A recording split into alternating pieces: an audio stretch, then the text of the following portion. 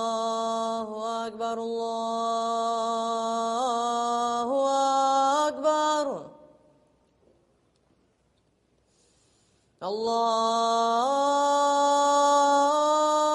الله أكبر الله أكبر أشهد أن لا إله إلا الله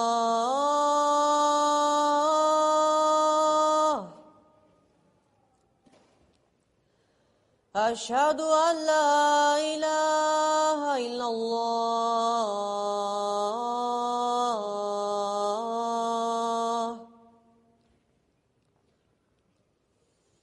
أشهد أن محمدا رسول الله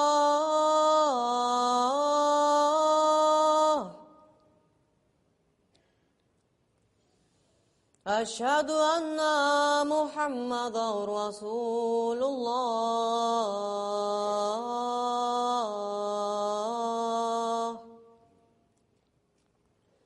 حي على الصلاة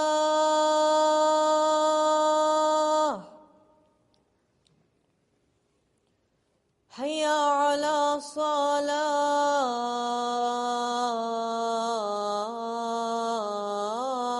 الصلاة حي على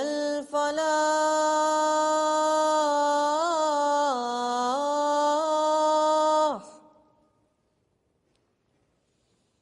حي على الفلاح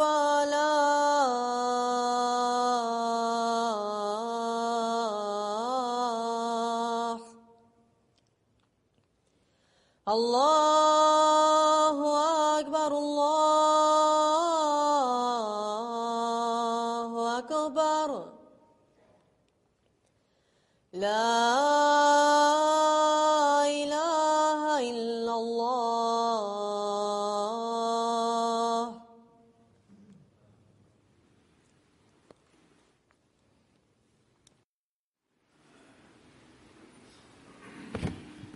السلام عليكم ورحمة الله.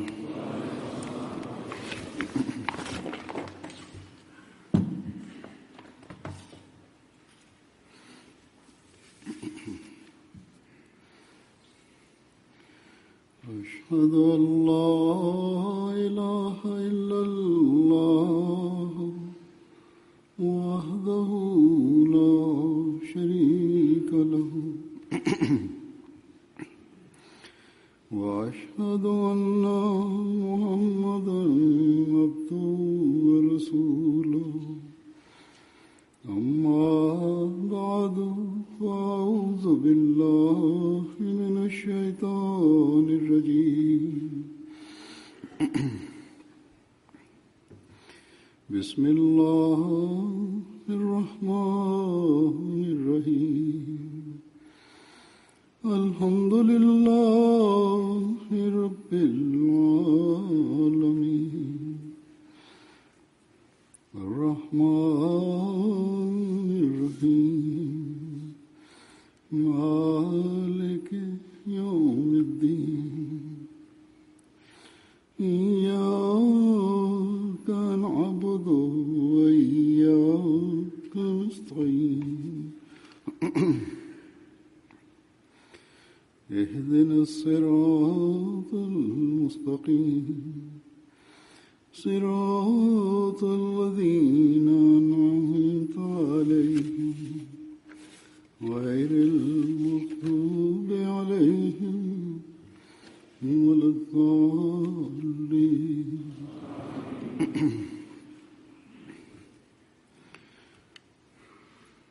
İster erkek olsun ister kadın her bir kimse kendisine Ahmedi diyen, onun yalnız bu kadar ilan etmesi kendisini gerçek Ahmedi haline getirmiyor. Ben Mesih Muhammed Aleyhisselatü Vesselam'a inanıyor demesi yeterli değil. Aksine vaat edilen Mesih Aleyhisselam gerçek bir Ahmedi olmak için bazı şartları ileri sürmüştür. bazı sorumluluklar beyan etmiştir. Bazı görevleri dikkatimizi çekmiştir. Eğer bunlara göre amel ederseniz, bunları eda ederseniz ancak o zaman gerçek manada benim cemaatime katılmış olursunuz, sayılırsınız. Güya Ahmedi olmak için yalnız inançsal değişiklik yeterli değil. Aksine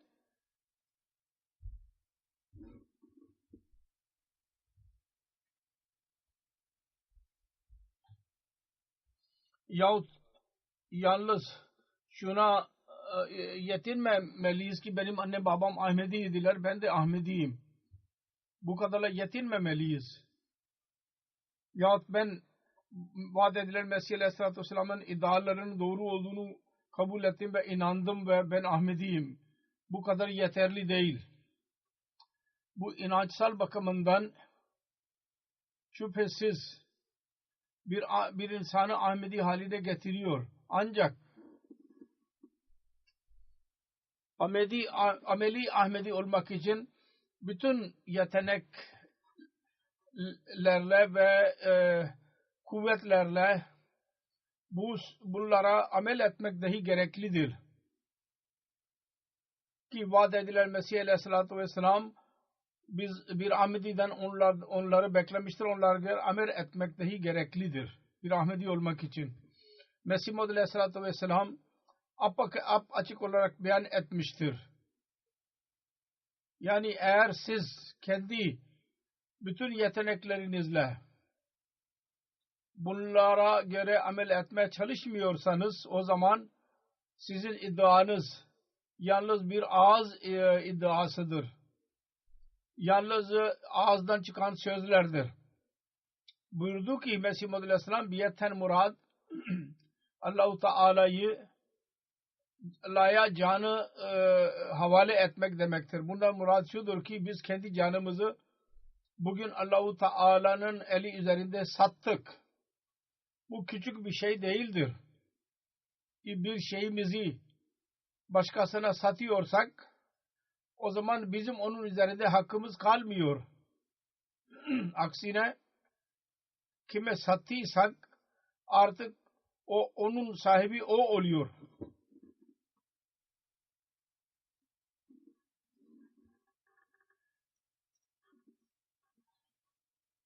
Ve artık bundan böyle o kendi rızasına göre onu kullanıyor. İşte bu öyle bir durumdur ki bizim kendimiz üzerinde onu musallat etmemiz lazım. Ve bu öyle bir düşüncedir ki bizi canlarımız hakkında bu düşünceye sahip olmalıyız. Bu düşünce ve bu düşünceyi ve bu durumu elde etmek için Mesih Muhammed Aleyhisselam buyurdu ki biat eden ilk olarak kibarlık ve aciz benimsemelidir ve kendi bencilliğinden ve kibirinden uzaklaşması gerekir.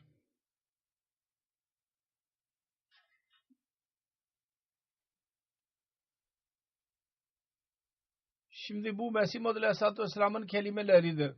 Bencillikten ve kibirden ayrılması lazım. Bazı kimselerde bencilliğin durumu öyledir ki bir görevli yönetici başka bir yöneticiye kızarak bir yerde benim orada olmama rağmen camiye gelmedi namaz için. Çünkü o yöneticilerle onun alakası iyi değildi. Bencilliği o kadar çoğaldı ki hilafetin, biyetin iddiası vardır fakat ona önem vermiyor.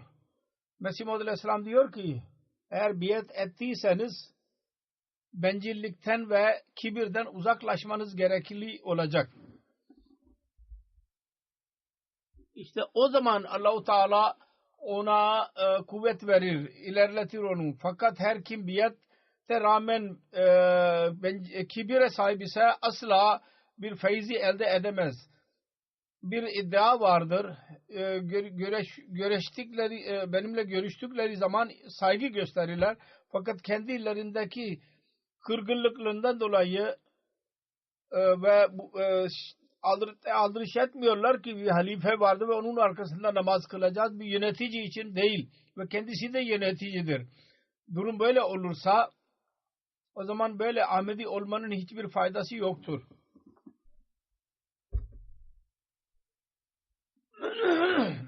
İşte can satmak budur ki kibarlık olsun. Bencilliği yok etsin. Bencillik ve kibirden uzaklaşması lazım. İnsanın kendisinin bir şeyi olmasın. Her şey Allah-u Teala'nın buyruğuna göre olsun. Durum böyle olursa o zaman bu da demek değil ki Allah-u Teala o canı zayi edeceksin. Hayır.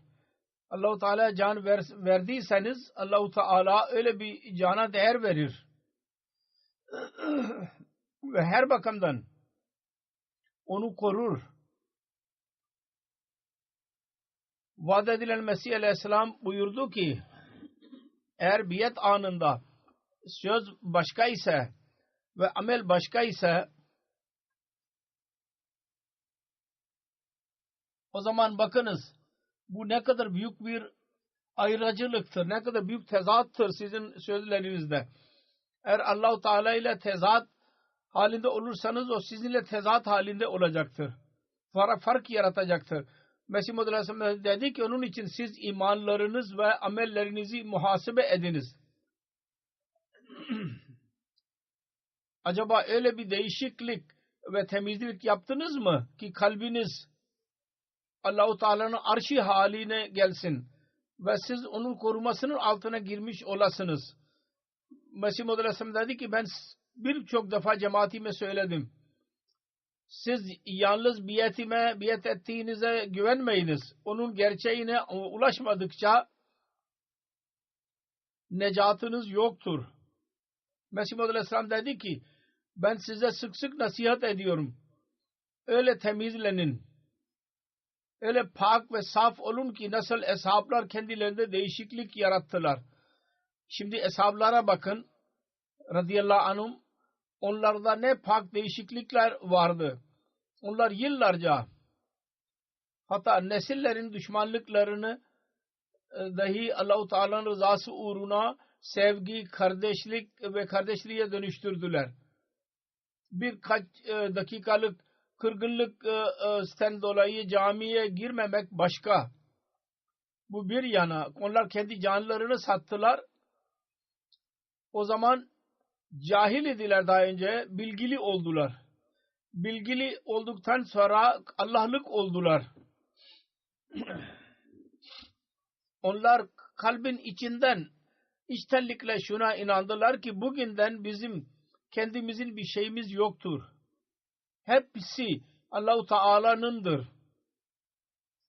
Onlar şirkten tövbe ettikleri zaman yalnız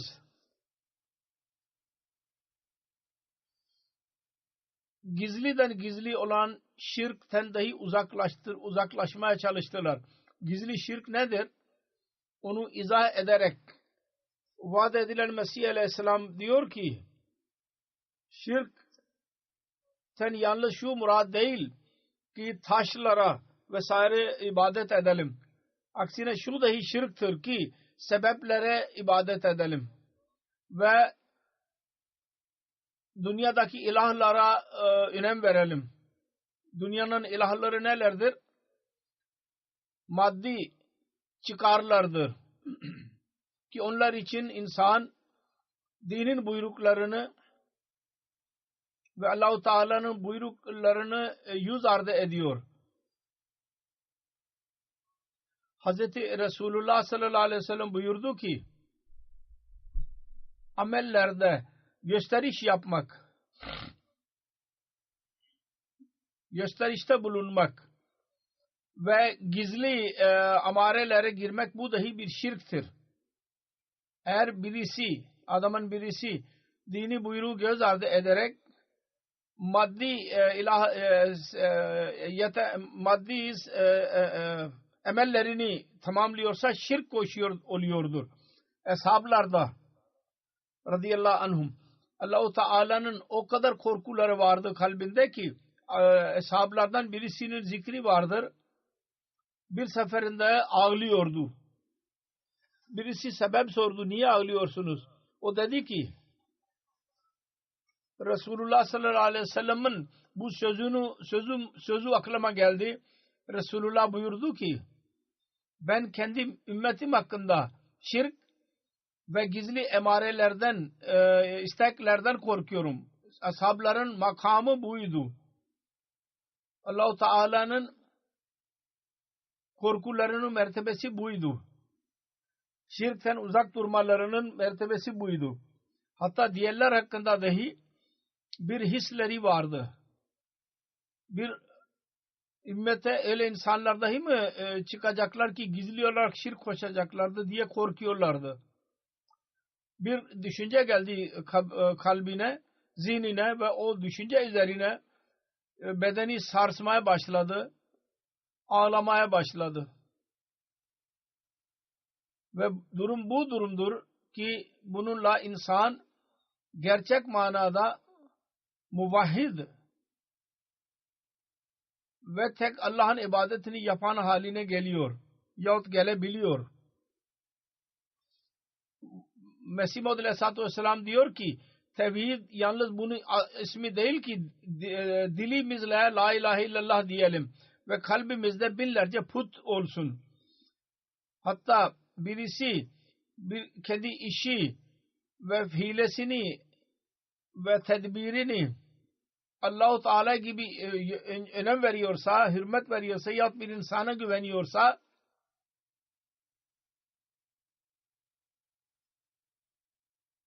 Allah-u Teala'ya inanması gerektiği gibi yahut kendi nefsini ne öyle hürmet veriyor ki Allah-u Teala vermesi gereken hürmeti veriyor kendi nefsine. Bütün bu durumlarda o Allah-u Teala katında putperesttir.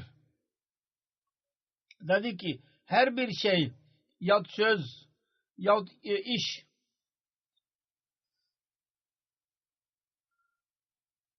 Allah-u Teala gibi kendisine azmet, yücelik verilirse o Allah katında bir puttur. Unutmayalım. Gerçek tevhid ki Allah-u Teala onu kabul etmemizi beyan istiyor ve onun kabul etmesiyle necat verilir insana. O da şudur ki Allah-u Teala'ya her çeşit şirkten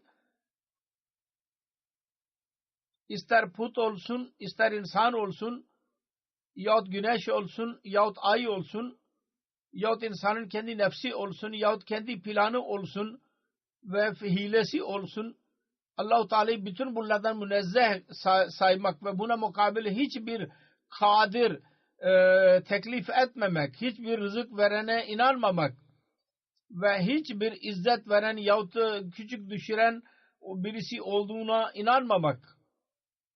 Birisi onur veren vardır ve küçük düşüren dahi vardır diye düşünmemek ki benim onurum ve zilletim bunların elindedir dememek gereklidir. Yalnız Allah-u Teala bütün bunlara sahiptir. İşte budur. İslamiyet'in temel şartıdır bu. Bir Ahmediyetin yani gerçek İslam'ın temel şartı budur işte. Adamın birisi bana dedi ki insanlar hilafeti yahut halifeye o kadar yüce mertebe veriyorlar sanki şirk durumuna gittiler. Açık olsun herkese. Vaat edilen Mesih Aleyhisselam Hz. Resulullah sallallahu aleyhi ve sellem'in kölesinde dünyadan şirki uzaklaştırmak için geldik. Onun için bu asla mümkün değil ki kendisinin doğru hilafeti hiçbir çeşit şirki teşvik eden olsun. Hilafetin temel görevi şirki yok etmek ve tevhidi ikame etmektir. Ve Mesih Maud Aleyhisselatü Vesselam'ın geldiği işi tamamlamaktır. Mesih Maud Aleyhisselatü Vesselam belli bir iş için gönderildi. Eğer bir insan Hazreti Halife'den bir şu düşünce alıyorsa onu düşünmesi lazım. Bu düşünce ileri süreceğine kendi kötü zannında mı bulunuyor? Eğer bir halife ile görüşürken birisi ona halife saygı gösteriyorsa, eğer kötü zan varsa o zaman kötü zanda bulunanların bu gibi kötü zanlardan uzak durmaları lazım. Eğer gerçekten birisi o kadar ileri seviyeye gitmiştir ki insanlarda öyle bir düşünce doğsun ki el-iyazu billah halifeye şirk derecesine kadar bir mertebe veriliyor. Öyle birisinin istiğfar eylemesi lazım ve dikkatli davranması lazım. Ben de onu sevmiyorum ve asla sevmedim.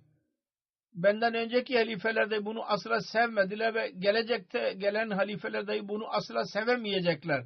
Ki onların zatlarının bir önemi vardır. Evet, elbette hilafete saygı göstermek halifenin görevidir. Ve bunun sorumluluğudur ve mutlaka yapacaktır.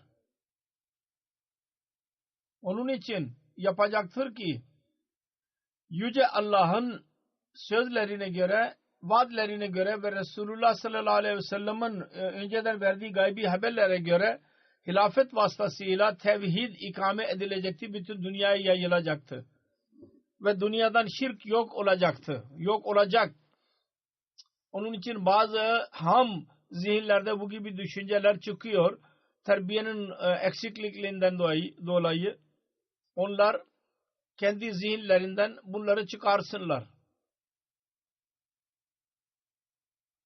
Tevhidi ikame etmemin çabası ve şirkten inananların kalplerini temizlemenin önemli işinden sonra vaad edilen Mesih Aleyhisselam bize dikkatimizi çekmiştir ve bizden biat aldı. O da yalan ve kişisel kötülüklerden uzak durmaktır. Yüce Allah Kur'an-ı Kerim'de şöyle buyuruyor: "Fajtanibu rijsa minel ebsani vajtanibu kavle zuri." Putların pisliğinden korunun ve yalan söylemekten kaçının. Vaad edilen Mesih Aleyhisselam bunu izah ederek şöyle diyor: Kur'an-ı Kerim yalana dahi bir necaset ve ricis olduğunu beyan etmiştir. Yalanın pis bir şey olduğunu beyan etmiştir. Çirkin bir şey olduğunu beyan etmiştir. Bakınız, diyor ki, bakınız burada bu ayet-i kerimede yalanla putla mukabil tutmuştur ve gerçekte yalan dahi bir puttur. Yoksa niye insan doğruluğu terk ederek başka yöne gidiyor? Putun altında bir gerçek olmuyorsa nasıl aynı şekilde yalanın altında dahi bir yapmacılık dışında bir şey olmuyor. Yalnız bir yapmacılık oluyor yalanın altında. Zahiri kelimeler süsleniyor ve ya bir yazı varsa o süsleyerek ileri sürülüyor. Güzel olarak gösteriliyor. İçinde bir şey olmuyor. Sonra Mesih Maud Aleyhisselam diyor ki yalan dahi bir puttur. Ona güvenen Allah-u Teala'ya güvenmeyi terk eder. Onun için yalan söylemekle Allah dahi elden gitmiş oluyor. Onun için eğer tevhid iddiası varsa ve Allah-u Teala'nın ibadetinin iddiası varsa, eğer gerçek Müslüman olmanın iddiası varsa o zaman yalanı içimizden çıkarmamız lazım. Ve yalancıyı dahi çıkarmamız lazım. Bazı kimseler küçük şeyler, sözler üzerine yalan söylerler. Bu bir müminin şanı değildir. böyle davranmak. Böyle düşünmememiz lazım ki bazı küçük küçük yalanlar yalan değildir. Bu yalandır bunlar. Ve tevhidden uzaklaştırandır bunlar. Aralarınızdaki birçok kavga vardır, meseleler vardır. Öyle şeyler vardır ki insan yalana yapışarak kendisi lehinde bazı kararlar verdiriyor. Hz. Resulullah sallallahu aleyhi ve sellem ne kadar incelikle yalan hakkında bizi uyarmıştır. Eğer insan düşünürse insanın tüyleri ürperir. Resulullah sallallahu aleyhi ve sellem buyurdu ki her kim küçük bir çocuğa dedi ki gel ben sana bir şey vereceğim ve sonra ona bir şey vermiyor. Bu yalan sayılacak. Sanki şakadan dahi yalan söylememek lazım. Yalan yalandır. Sonra dedi ki günah ve fisk ve fücure götürür insanı. Kötüle götürür ve fisk ve fücur cehenneme götürür. Fisk ve fücur demek doğruluktan uzaklaşan ve çok büyük günahkar işlemek. Budur. Onun için bizim her zaman kendimizi muhasebe etmemiz lazım. Biz doğruluğun hangi seviyesi üzerindeyiz? Bu doğruluğun yüce üzerinde miyiz ki Resulullah sallallahu aleyhi ve sellem onu beyan etti. Biz orada mıyız? Bunun hakkında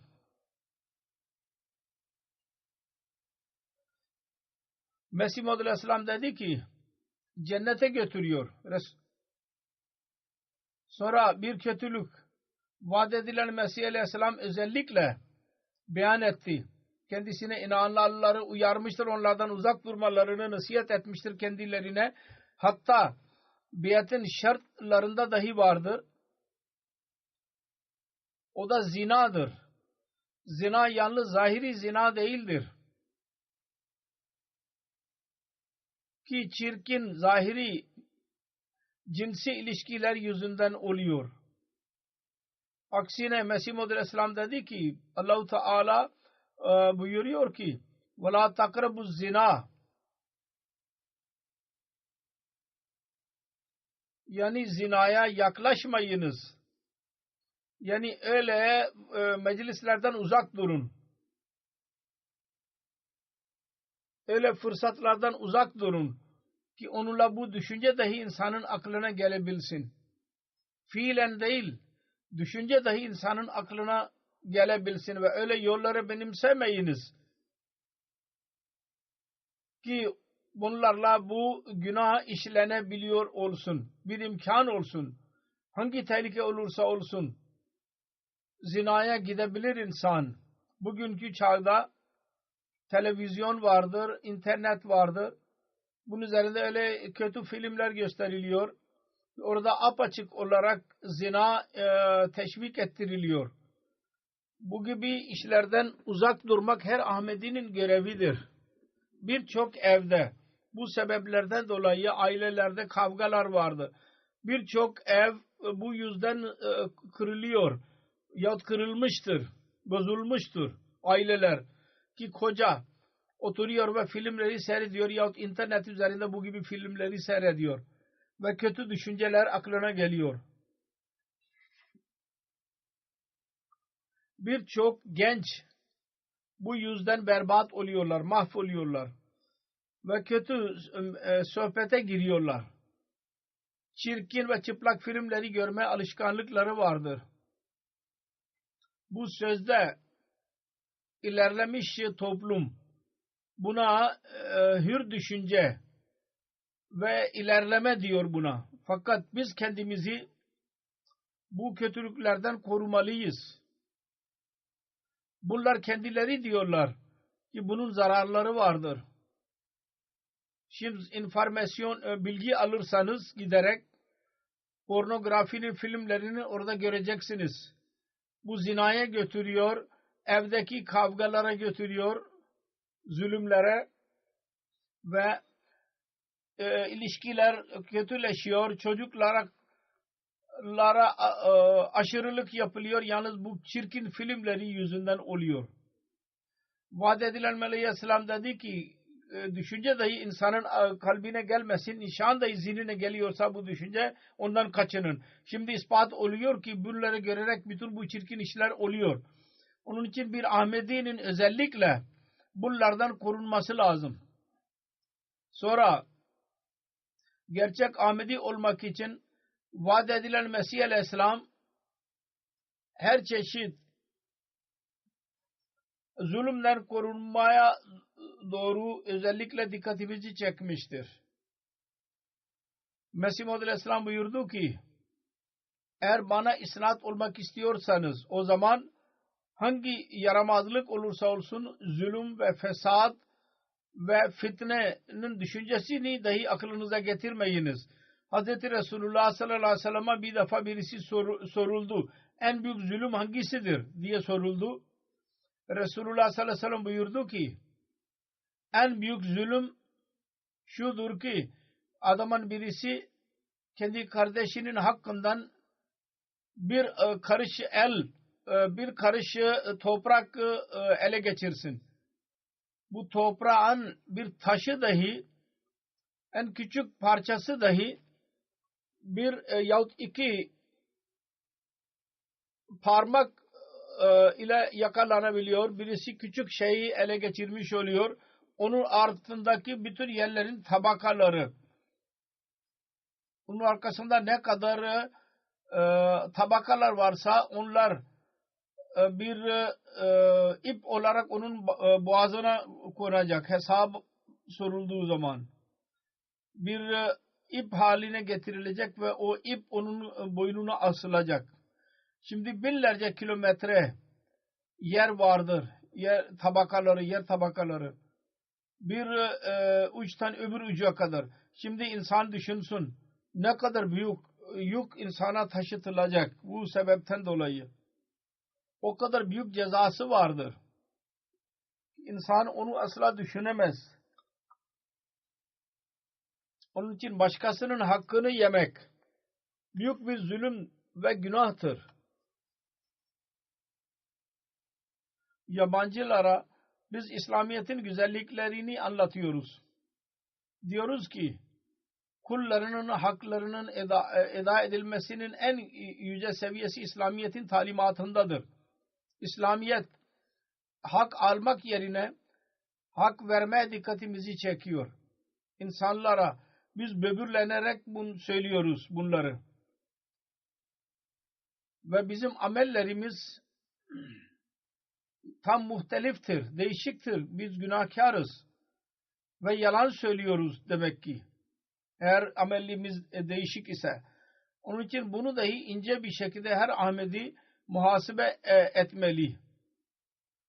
Bizim amellerimiz bizim talimatımıza göre olursa o zaman bizim tebliğimiz dahi meyve verici olacaktır. Bizim etkilerimiz insanlar üzerinde iyi olacak. Vaat edilen Mesih Aleyhisselam bir seviyeyi ileri sürmüştür. O da beyan edildiği gibi şudur ki zulmün düşüncesi dahi insanın zihnine gelmemeli. Birisine bir şekilde zulüm yapacağımız bir bambaşkadır. Sonra Allah'ın ibadeti bir mümin için bir gereklidir, bir şarttır.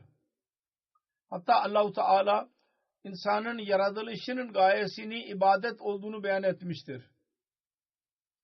Vaat edilen Mesih Aleyhisselam diyor ki ey bütün insanlar kendilerini benim cemaatimi sayan kimseler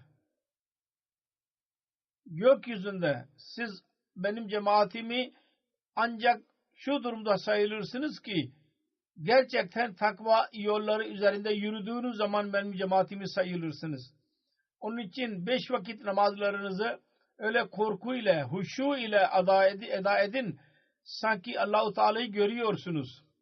Sonra buyurdu ki namaz her Müslümana farzdır. Hadis-i şerifte vardır. Hz. Resulullah sallallahu aleyhi ve sellem'in yanına bir kavim geldi, Müslüman oldular ve arz ettiler. Ya Resulallah sallallahu aleyhi ve sellem, bize namazı muaf et, affet. Çünkü biz tüccar kimseleriz. Zordur bizim için 5 vakit namaz kılmak. Davarlarımız dahi vardır.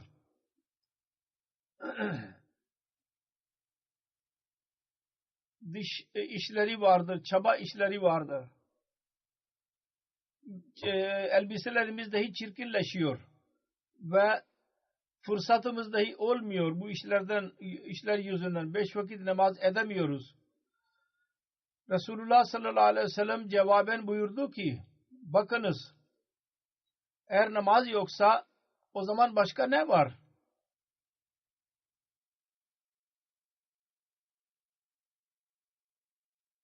İçinde namaz olmayan din değildir.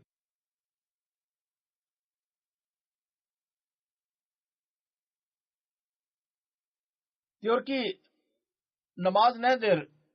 Aciz bir şekilde zaaflarımızı Allah-u Teala'ya sunmak ve Allah'tan yol istemek, ondan dilenmek, ondan istemek.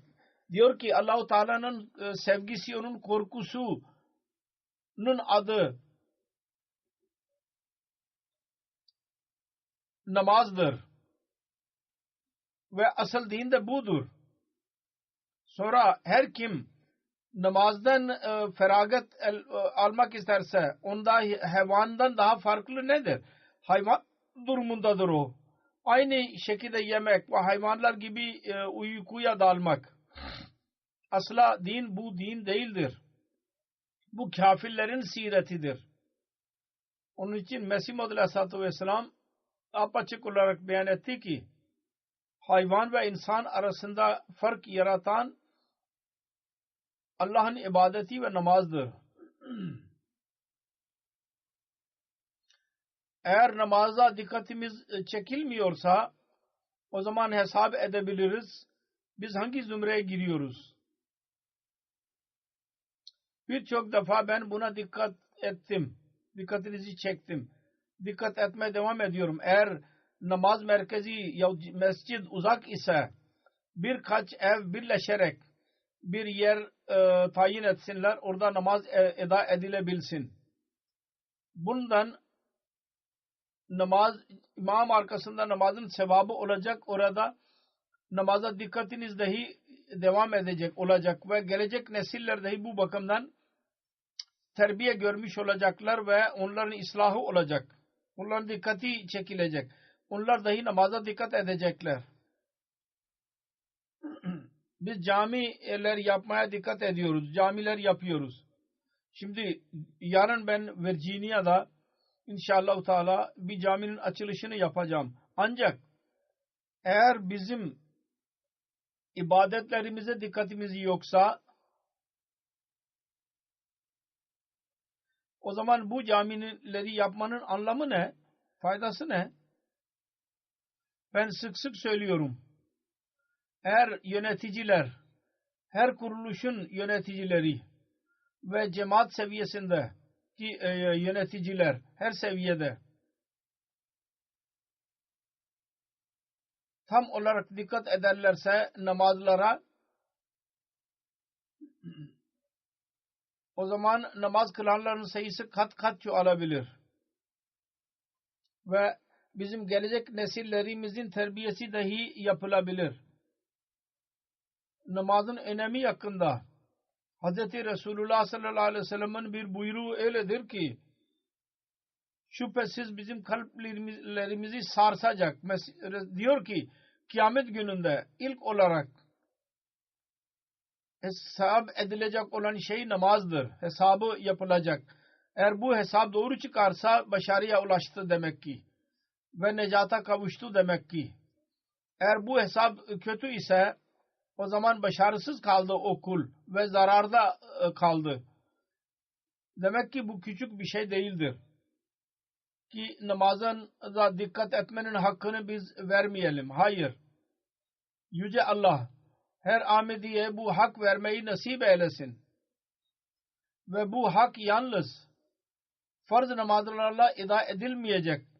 Aksine vaat edilen Mesih Aleyhisselam buyurdu ki teheccüd ve nafile kılmaya dahi dikkatimiz çekilmeli ve Resulullah'ın buyruğu vardır, sizin görevlerinizde bir farizalarınızda bazen eksiklik oluyor. Allah-u Teala onları nafileler vasıtasıyla tamamlıyor. Nafile alışık olursa namaz kılan, onun için nafile ve teheccüd eda etmek dahi pek önemlidir. Buna dikkatimiz olmalı. Sonra pek önemli bir söz, her Ahmedi onu gözetlemeli. O Allah-u Teala'dan günahları konusunda af dilemektir. Buna dikkat etmemiz lazım. İnsan zayıftır. Bazen hatalardan korunmaya çalışmamıza rağmen insan hata yapabilir. Allah-u Teala öyle değil ki yalnız kullarının hatalarını yakalıyordur ve ceza veriyordur. Yalnız onları gözetliyordur. Aksine Yüce Allah bu hataların affını ve gelecekte onlardan korunmanın yolunu dahi bize beyan etmiştir. O da istiğfardır. Hz. Resulullah sallallahu aleyhi ve sellem buyurdu ki Yüce Allah öyle değildir ki insanlara azap versin ki onlar istiğfar ediyor olsunlar. İnsanlar istiğfar ediyorlardır. Birkaç kimse dahi istiğfar ediyorlarsa birçok kimsenin günahları affediliyor. Onlar yüzünden diğerleri dahi korunmuş oluyorlar. Ve vaat edilen Mesih Aleyhisselam bu konuda şöyle diyor. Bazı kimseler öyledir ki onlar günahı bilmiyorlar. Bazı kimseler vardır ki onlar günahı biliyorlar ve bazılar vardır ki günahı dahi asla bilmiyor olurlar. Onun için Allah-u Teala ebedi olarak istiğfarı emretmiştir. Olsun yahut olmasın, kim bilir ne zaman bir insan hata yapıyor olabilir. Bilmeyerek dahi hata yapmış olabilir. İnsan günah yapsın yapmasın istiğfar eylemesi lazım. Ki insan her günah için ister zahiri olsun ister batini günah olsun biliyor olsun yahut bilmiyor olsun onu el, dil ve kulak ve göz her çeşit günahlara konusunda istiğfar eylemeli. Bütün uzuvlar var ya, insanın değişik uzuvları vardır. Günahın vasıtası haline geliyor olurlar. Onun için istiğfar etmeye devam edin. Her uzuvu günahtan korumak için.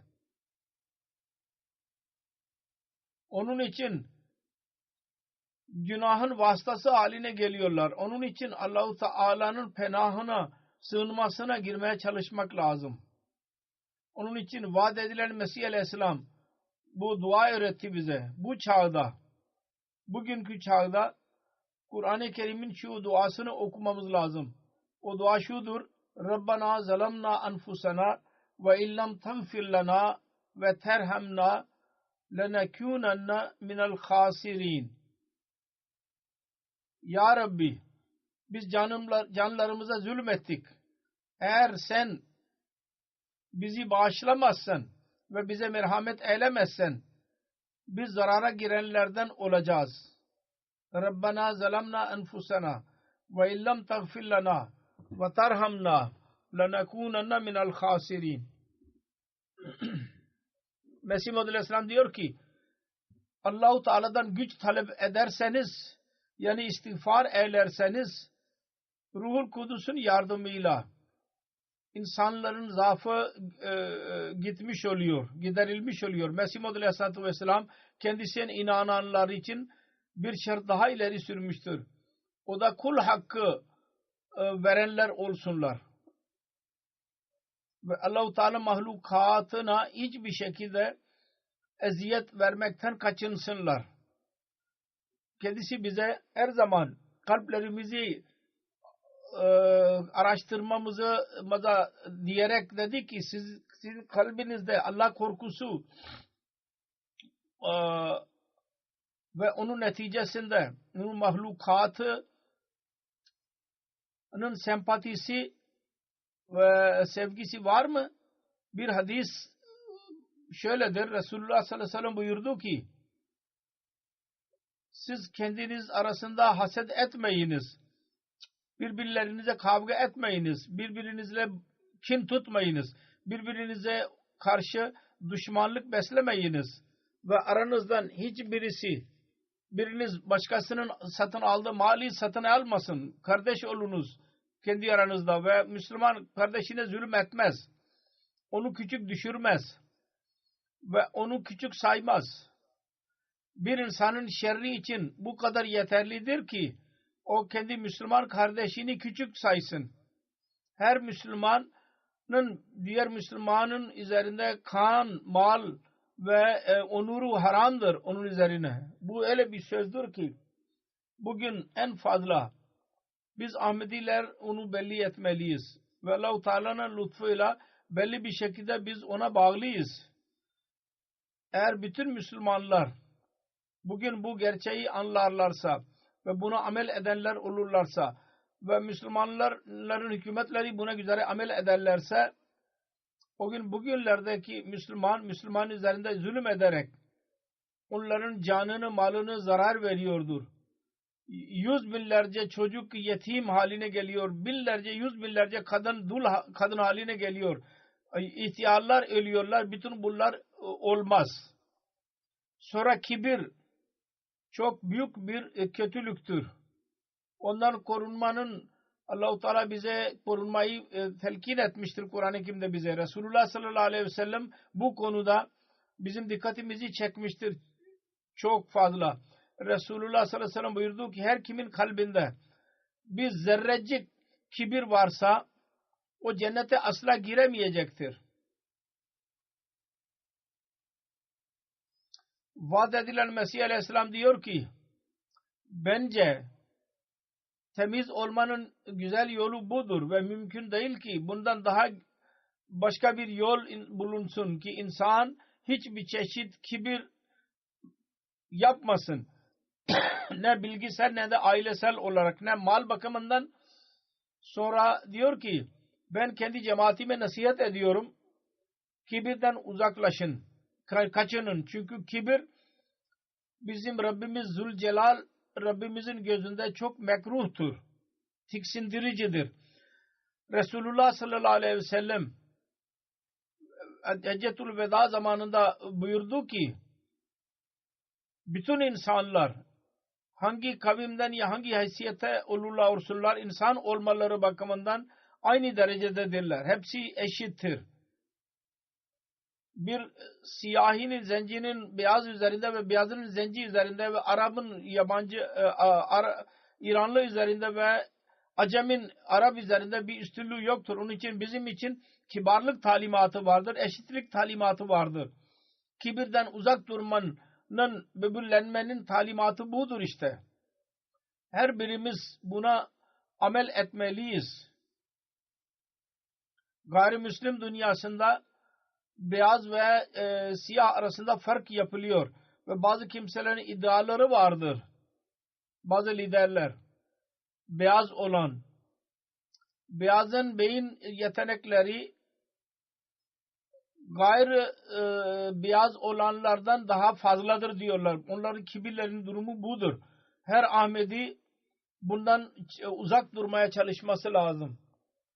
Her iki ayrı seferinde benimle meclislerinde kızlar tarafından soruldu. Burada dahi cemaat içinde nesli imtiyaz vardır. Eğer hangi sebepten olursa olsun genç neslinde bu düşünce doğuyorsa pek yanlıştır bu. Lacna dahi, huddam ve ansar dahi ve cemaat terbiye nizamı dahi bunu muhasebe etmelidirler. Bu soru niye doğuyor? Eğer bunda bir gerçek varsa sevgiyle, hikmetle bu düşünceler ve bu hisleri uzaklaştırmaya çalışmamız lazım ve terbiye etmemiz lazım. Hangi kuruluş yahut bir yönetici acele olarak karar vermesin. Kim söyledi ve kim söylemedi diye araştırmasın. Anlasın ki gerçek var mı yok mu buna baksın.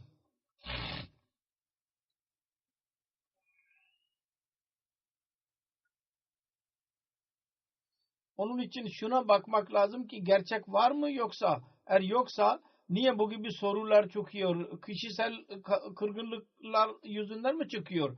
Ki bunlar yüzünden bu gibi sorular çıkıyor. Her ne sebep olursa olsun sevgiyle ve hikmet ile bu kötülüğü kendimizden çıkarmamız lazım. Burada bir kız bana söyledi. Ona dahi ben aynısını söyledim. Bana detaylarını yazsın. Hangi sebepten bu his senin kalbinde doğdu? Ki cemaat içinde nesli imtiyaz doğuyordur.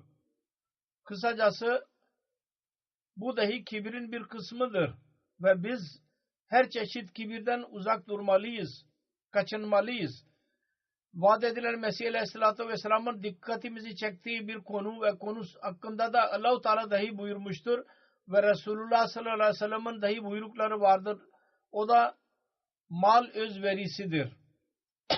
Allah-u Teala'nın lütfuyla bütün dünyanın cemaatleri mal özverisinde ilerliyorlar. Kişisel ve gelip geçici mal özverisinde Amerikan cemaatleri dahi Allah-u Teala'nın lütfuyla buna katılmaya çalışıyorlar. Fakat mali nizamımız vardır. Çandanın mali nizamı orada burada o konuda bazı sayımla benim önüme çıkıyor. Onlardan anlaşılıyor ki daha eksiklik çoktur. Buna dikkat etmeniz lazım.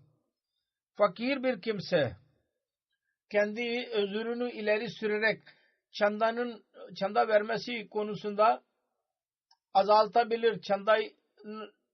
Az çanda verme konusunda izin alabilir. Fakat gelirleri güzel olanları kendilerini muhasebe etmelidirler. Onlar kendi gelirine göre çanda veriyorlar mı? Yalnız şu değil ki gümrük vermek için nasıl birçok insan eksiklikler yapıyorlar, çanda konusunda da bunu yapsınlar. Hayır. Kendi gelirlerinize bakın. Çünkü çanda muamelesi Allah-u Teala'ya karşıdır. Mal sekreteri yahut nizam bilmiyor olurlar. Birinin geliri ne kadardır? O onun üzerinde çanda veriyor. Fakat Allah-u Teala biliyordur. O kalplerin durumundan dahi vakıftır. Eğer tam şer ile çanda verirsek, ben biliyorum ki caminin yapımı için ve cemaatin diyet işleri için pek az ayrıca istekte bulunmamız gerekecek. Onun için kendinizi muhasebe edin ve amme çandalarınızın bütçesini tekrar muhasebe ederek yazdırın. Az yazdırmış olanlar. Ben değişik ülkelerin Mubayillerin olaylarından dahi bahsediyorum. Nasıl onlar Ahmediye cemaatine girdikten sonra kendilerinde değişiklik yaratıyorlar.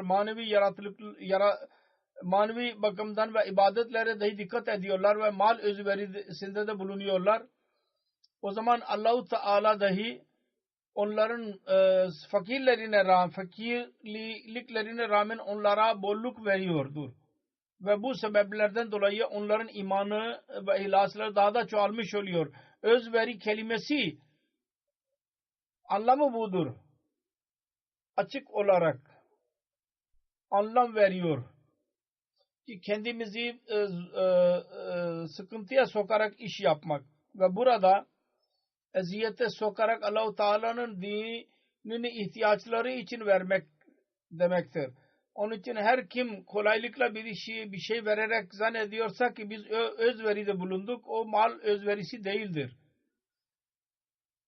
Öyleler insan Allah-u Teala minnet etmiyorlar. Eğer vermedilerse de Allah-u Teala dinlerin ihtiyaçlarını tamamlayacaktır. Ve verecek ve veriyordur ve gelecekte de verecektir bu paraları. Dinlerin ihtiyaçları için. Onun için ben bollukla sahip olmalarına rağmen gelirlerine göre çanda vermeyenlerin dikkatini çekmek istiyorum ki onlar Allah-u Teala'nın lütuflarına varis olabilsinler. Bugün son olarak dikkatinizi çekmesi istediğim konu itaattır. Kur'an-ı Kerim'de birçok yerde Allah ve Resulü'nün itaati emredilmiştir. Ve daha sonra ulil emirin itaati dahi emredilmiştir. Mesih Maud Aleyhisselatü Vesselam sonra biat şartında dahi itaat konusunda şart ileri sürmüştür biat şartında. İtaat dar maruf. Maruf konusunda itaat. Ölünceye kadar ben buna bağlı kalacağım. Bizim değişik kuruluşların sözleşmelerinde dahi bu kelimeler vardır. Halife hangi maruf karar verirse biz ona bağlı kalacağız diye söz veriyoruz. Bazı eğri mizaçlı kimseler ya münafıkane düşünceler sahibi olanlar diyorlar ki maruf konusunda itaat edeceğiz. Ve bazı kararlar diyorlar ki halifenin bazı kararları maruf olmuyor. Yahut bazı onların gözünde maruf değildir bazı kararları. Böyle teviller ileri sürüyorlar. Değişik yerlerde bu düşünce vardı dünyada. Belki bir yahut iki kişi olabilir. Belki 100 binlerden birisi olabilir. Fakat bu düşüncenin reddi gereklidir. Genç nesili zehirliyor bu düşünce. Eğer böyle birisi kendisi maruf kararın şerhini beyan etmek kalkışırsa o zaman cemaatin birliği yok olacak. Bozulur. Bunun üzerinde tartışma başlayacaktır ki hangisi maruftur ve hangisi maruf değildir. Birinci halife Mevlana Nuruddin radıyallahu anh bunu izah ederek bir yerde buyurdu ki başka bir hata vardır. O da taat maruf konusunda taat bunu anlamak konusundadır. Maruf kararı kabul edeceğim. Biz maruf etmediği konumuzda itaat etmeyeceğiz diye düşünülüyor. Amir-ül Muminin diyor ki bu Hz. Resulullah sallallahu aleyhi ve sellem dahi vardır Kur'an-ı Kerim'de bu maruf kelimesi. Kur'an-ı Kerim'de vardır.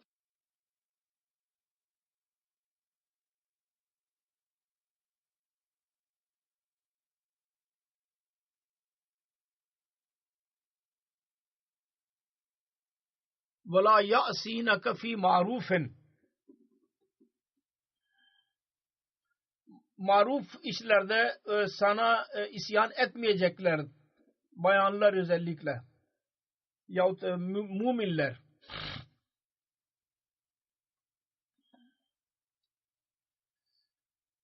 Amirul Muminin diyor ki bu kimseler Resulullah sallallahu aleyhi ve sellem'in ayıplarını bir fihristini mi hazırladılar ki hangisi doğrusunu söylüyor ve hangisini doğru söylemeyecek? Vaat edilen Mesih aleyhisselam Yağmuru bil marufun tefsirinde şöyle diyor.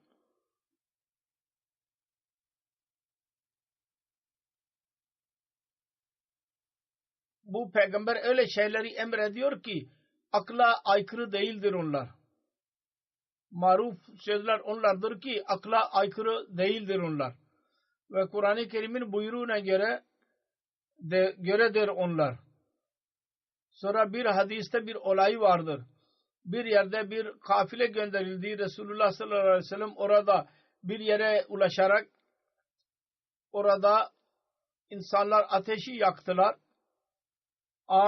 Kafilenin amiri gülerek dedi ki eğer ben size emredersem buna atlar mısınız bu ateşin içine? İnsanların bazı kimseler dedi ki yanlıştır bu intihardır. Bazı kimseler dediler ki amire itaat gereklidir. Kısacası o dedi ki ben alay ediyordum. İş orada bitti. Medine'ye geri geldiler. Resulullah sallallahu aleyhi ve sellem'e bu olaydan bahsedildi. Resulullah buyurdu ki amirlerden her kim size Allah-u Teala'nın isyanını emrederse ona itaat etmeyiniz.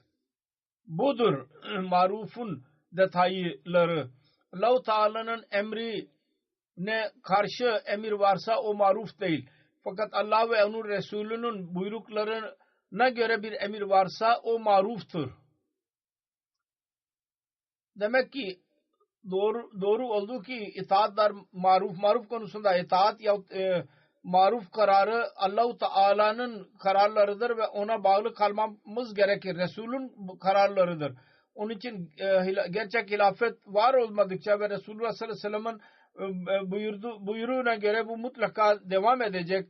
Kalıcı olacak bu hilafet. O zaman hiçbir zaman bu hilafet Allah ve onun Resulünün buyrukları aleyhinde karar vermeyecektir. Kur'an ve sünnete göre yürüyecek bu hilafet. Bu kelimeler taat, dar maruf, maruf konusunda itaat yahut maruf karara itaat etmek. Resulullah sallallahu aleyhi ve sellem hakkında Allah-u Teala Kur'an-ı Kerim'de beyan etmiştir. Beyan ettiğim gibi vaat edilen Mesih aleyhisselam dahi kendi biat şartlarında ondan bahsetmiştir. Ve Ahmediye hilafetinde dahi her sözleşmede bu kapsamına alınmıştır. Bunun anlamı apaçıktır.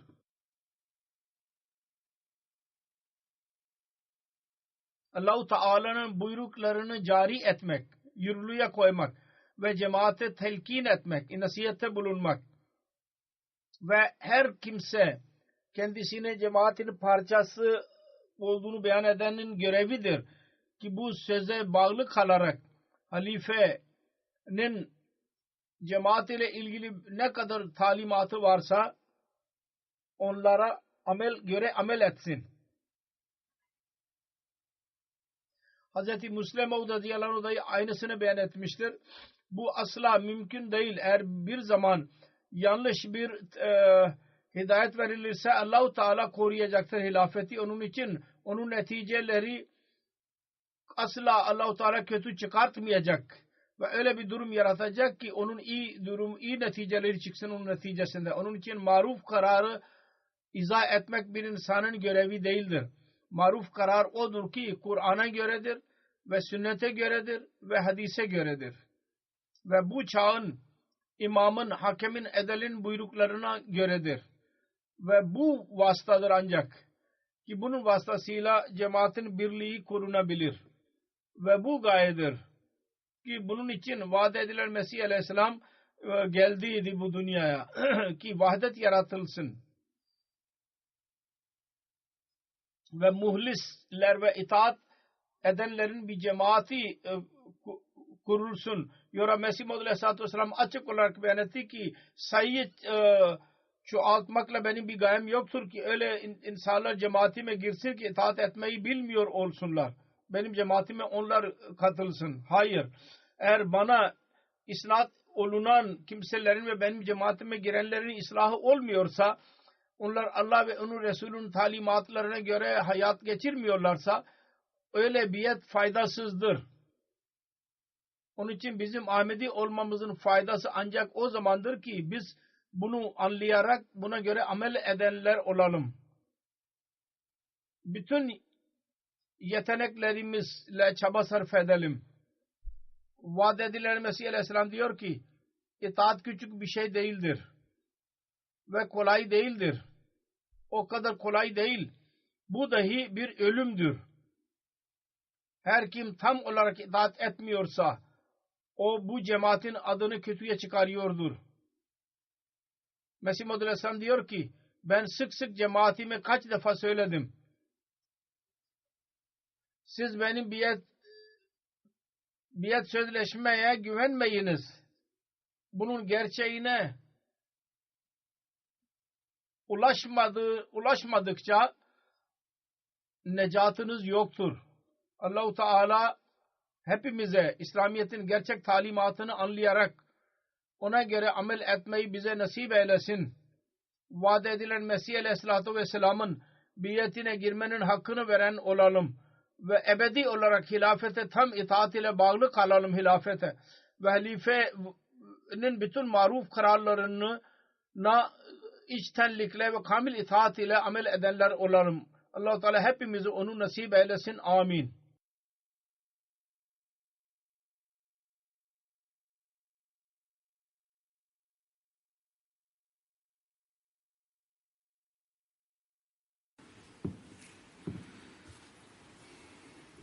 الحمد لله الحمد لله نحمده ونستعينه ونستغفره ونؤمن به ونتوكل عليه ونعوذ بالله من شرور أنفسنا ومن سيئات أعمالنا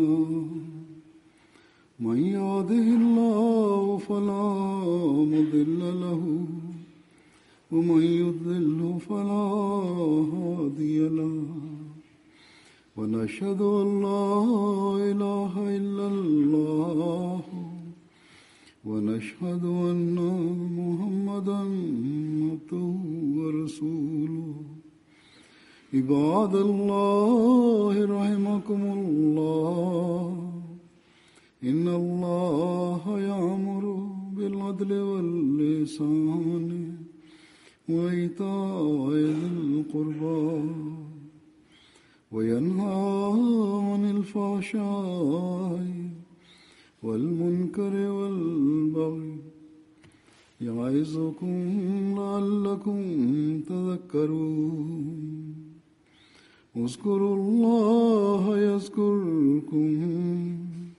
وادعوه يستجب لكم ولذكر الله أكبر